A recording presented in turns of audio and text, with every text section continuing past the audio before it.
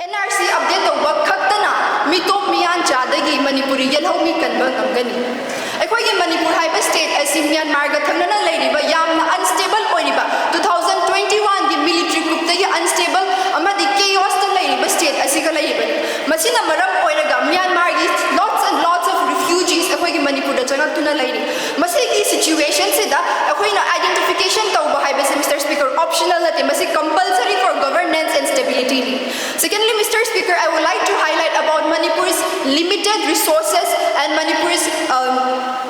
limited resources and development. Manipur haiba state se akhoi na poor state ni haiba se khangi akhoi gi Manipur gi state we have limited land, limited resources, limited jobs and limited welfare public goods. Akhoi gi sigi akhoi gi welfare se akhoi gi mi da akhoi gi praja da yawani ba matam da akhoi gi mitom yan cha se khantrok ta badi akhoi gi aseng ba praja da yawna honarak pa da moi hoi sin da akhoi da yamna chawba problem ama be create to amadi akhoi na uri madudi in states like Tripura and Assam da moina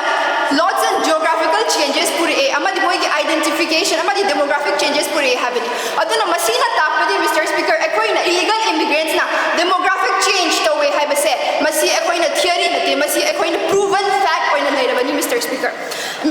akhoi na NRC haiba topic se akhoi gi maitai Yelhoumee na ngahak tang gi emotional demand nate ngasi ngahak tang gi thorak wakal nate masi akhoi na legal akhoi constitution akhoi law kanon da irabani in Citizenship Act 1955 and Citizenship Act 2003 da aduna mention tori madudi akhoi NRC haiba se akhoi proper identification amadi akhoi Indian citizens ku ngathok na ba meetop tagi aduda yamna important necessary oirabani Mr. Speaker akhoi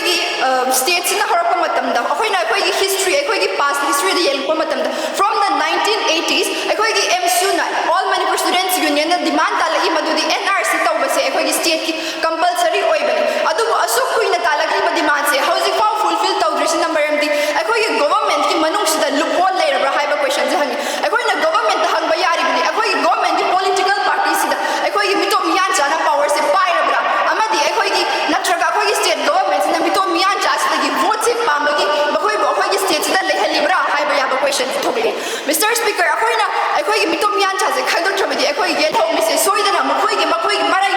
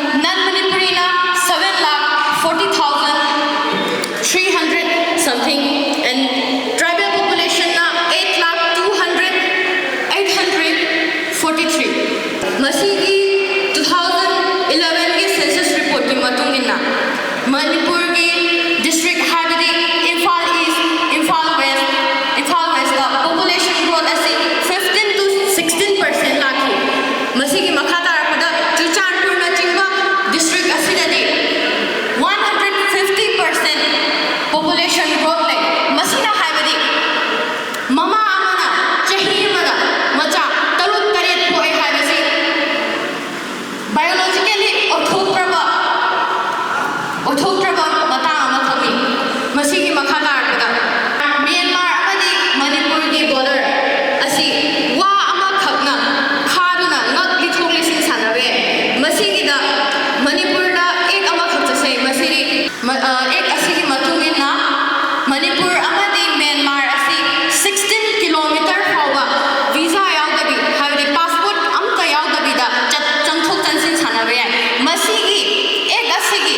kanaba lawduna meereibak micha singna Manipur da adukki matik changlakhi masigi aikhoida kari akaiba ma hamge habada Manipur asi lairiba Yelhoumee singgi provision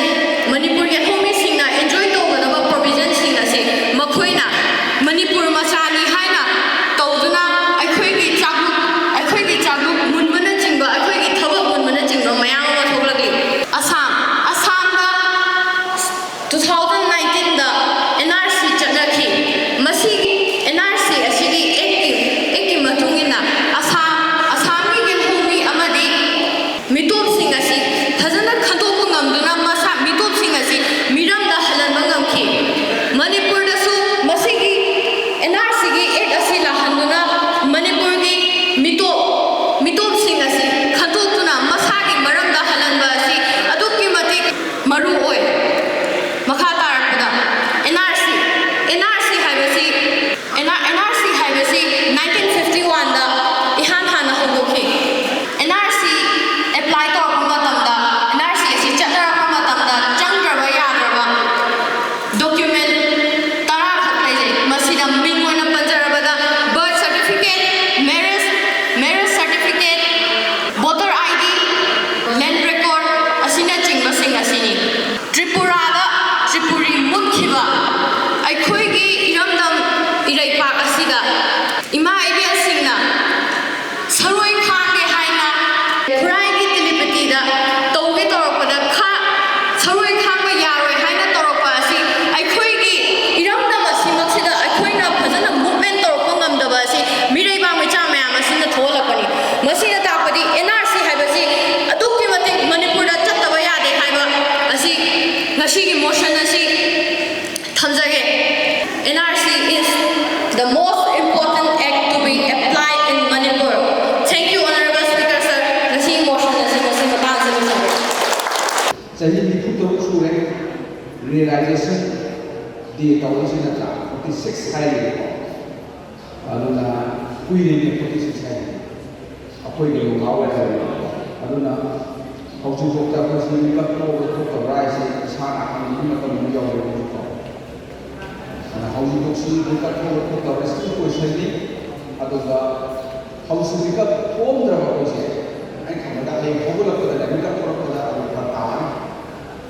Ada tu nak NRC tahu betul tahu betul apa sebab boleh, kau ini tahu boleh. Sebab saya kumpul bukan dia aku boleh ni sih. Dia kumpul nak dia patut berhenti sih. Masih kumpul nak kita senang. Apa orang kita dah. Nanti ऐसे किसी को यहाँ नहीं सकते नहीं पाना doctor है अभी तो आपको को मैं डॉक्टर सिंह जो आपको काम दिया आज हम सिंह का नो के क्या तुम वाले अगर पापा उन्होंने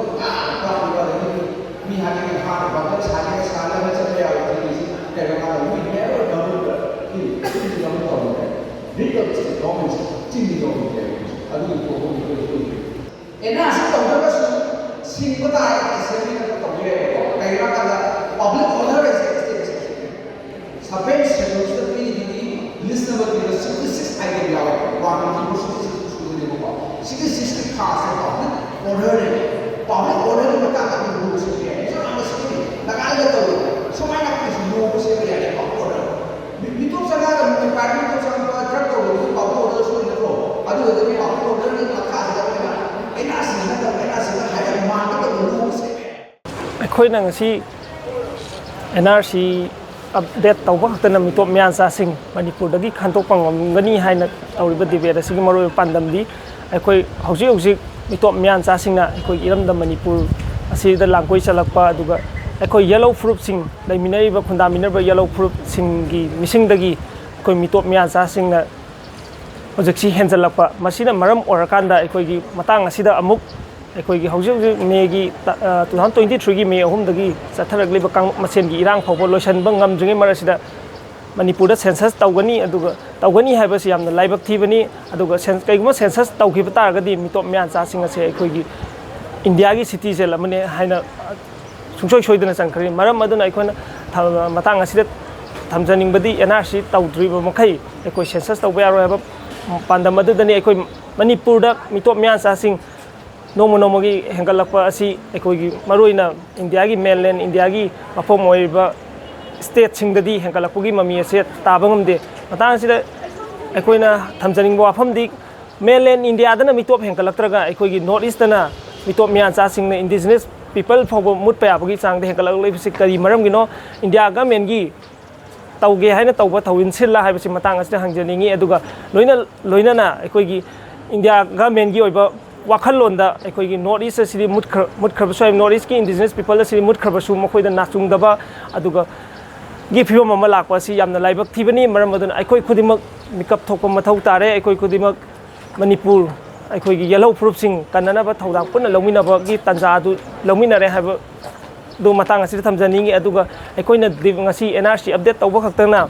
ꯃꯤꯇꯣꯞ ꯃꯤꯌꯥꯟꯆꯥꯁꯤꯡ ꯀꯟꯕ ꯉꯝꯒꯅꯤ ꯍꯥꯏꯅ ꯄꯥꯡꯊꯣꯛꯆꯔꯤꯕ ꯗꯤꯕꯦꯠ ꯑꯁꯤꯗꯒꯤ ꯐꯪꯂꯛꯄ ꯑꯆꯨꯝꯕꯁꯤꯡ ꯑꯗꯨ ꯊꯕꯛꯇ ꯑꯣꯟꯊꯣꯛꯅꯕꯒꯤꯗꯃꯛꯇ ꯃꯅꯤꯄꯨꯔ ꯃꯤꯌꯥꯝꯒ ꯂꯣꯏꯅꯅ ꯆꯪꯁꯤꯟꯒꯅꯤ ꯍꯥꯏꯕ